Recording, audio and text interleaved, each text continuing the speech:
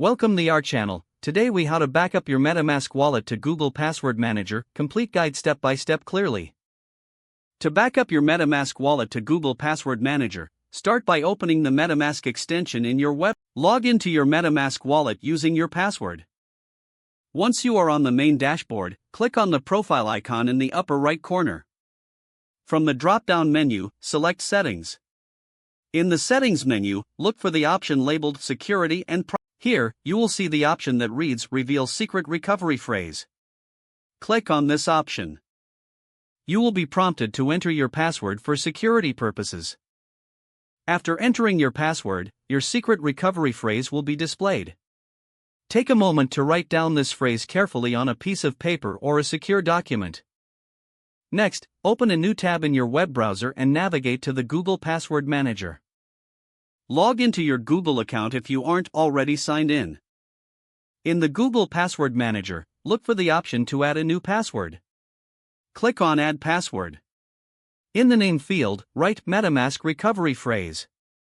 In the password field, paste your secret recovery phrase. If your browser allows, you can also add a custom note for extra security. Save the entry by clicking on the Save button. To ensure your recovery phrase is stored securely, revisit your Google Password Manager settings. Make sure two-factor authentication is enabled on your Google account for added security. Now that your MetaMask wallet backup is complete, close the MetaMask extension. It's advisable to test your backup process by signing out and then attempting to restore your wallet using your recovery phrase. Make sure to store your original recovery phrase in a safe place, separate from your digital notes. Your MetaMask wallet is now securely backed up in Google Password Manager. If the page does not load, refresh the browser or try again in a private or incognito window. Make sure you are using the correct email address, then retype it carefully to avoid small typos.